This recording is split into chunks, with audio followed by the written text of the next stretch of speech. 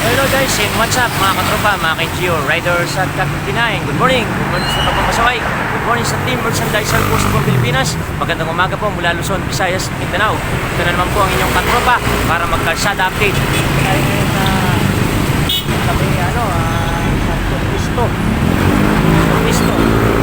Saan yung bike lane dito.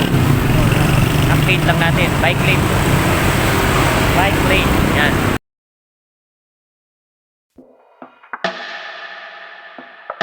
Guys, yung bike lane, makikita natin, kabilaan po yan, no? And then, nandito rin po yung ginawang poste ng flyover. Yan, nakatapos na. Pero, minsan, naispatan natin kung pumunta po dito yung ating kalihim ng DPWH na si Secretary Vince Dizon. Binisita yung ginawang flyover dito, pero pinapatuloy ito. Hindi natin alam kung kailan pa umpisahan ulit ito. Ayan guys, so makita natin kabilaan. So normal pa ng takbo ng mga traffic dito, normal pa yung takbo at daloy. Ayan, ayan o. So umaga pa rin, no? So guys, ayan o, bike lane. So may nagdadaan na, pailan nila na nagbabike. Tara, maganda bayan tayo. Ganito dito. Ayun guys, tagal natin dito ngayon pa lang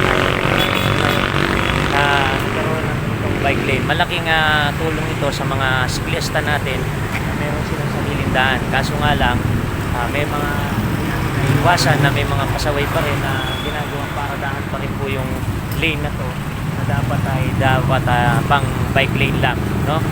Ayun, dadaan tayo. Bike. Pahilan nila na dumadaan na talaga bike lane. Pero may mga motor na pasaway pa rin na dinadaan ng bike lane na to. Ayan. So, mga katropa, mga ka-NGO riders at kapitinahin, itong bike lane na to, hindi ko pa natugtog kung hanggang saan nagagawa. Tapos na nila ng pinurahan para sa daan ng bisikleta. Bisikleta natin.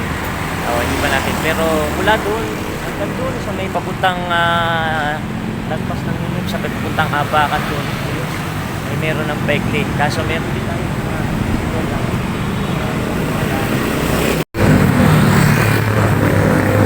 so yan, no? Kikita natin, no? Okay, so sa kabila na yan, pag dinalin nyo papuntang Palibago, may bike lane na yan doon sa kabila, may nagdadaan na rin sa kabila, no? And then dito sa kabila na to, pag dumirin ko na papuntang Santo Domingo to San Fernando, ride natin, pinasyalan natin yung bike lane na ginagawa. Nagdadaan pa rin talagang meron pa rin talagang pasaway. Maluwang yung daanan sa kabila, pero pinapasok pa rin pala nila yung linya ng bike. Maiwasan yung lalo na kung nagmamadali sila, hindi mo masisisimisan yung mga ibang pasaway. At kung minsan ginagawa ng pakabahan din yan, hinaharangan nila yung bike lane na yan na ginawa. So, talagang ganyan. Marami talagang kahit saan namang parking lugar pasaway. Yan. Kita nyo yun. Maluwang naman yung daanan sa kabila, pero pinapasok pa rin po nila yung bike lane. Ayan guys. Ganong mano ngayon siguro. Minsan may nakikita kasi kung maraming nagbabike dito. Ayan. Tay, good morning. Good morning. Pwede magtanong, Tay. Ito pong bike lane na to, hanggang saan na po ba yung bike lane na yan? Balibago na po. Tapos sa diretso. So sa tingin nyo, ito pong bike lane na to, makatutulong po ba sa mga siklista natin na talagang madadaanan na nila? Ano po ba yung may project nito? May ordinansa na paggawa ng ganyan bike lane? Mayor po natin. Talagang sipag po talaga yung mayor natin. Gumagawa talaga tumatrabaho. Ayan, good morning Tay. Ako po si Joseph Gutierrez, vlogger. Nag-update lang po tayo ng kalsada update. Ano po pangalan Tay? Chris Calar. Ilan taon na po tayo? 70 na. 70 na. Yes. Saan po tayo dito? Dito lang. 70 years old na. Bibihira na po yung umaabot sa 70. Yan, morning tayo, no? Ingat po. Yan.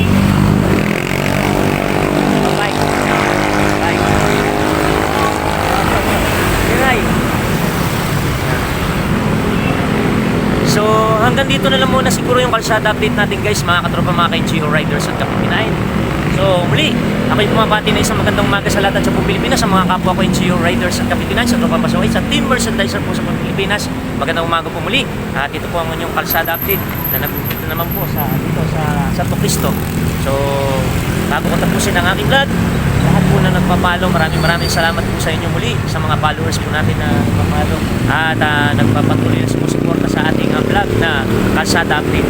Maraming salamat po at good morning po muli sa inyo lahat. Bye bye!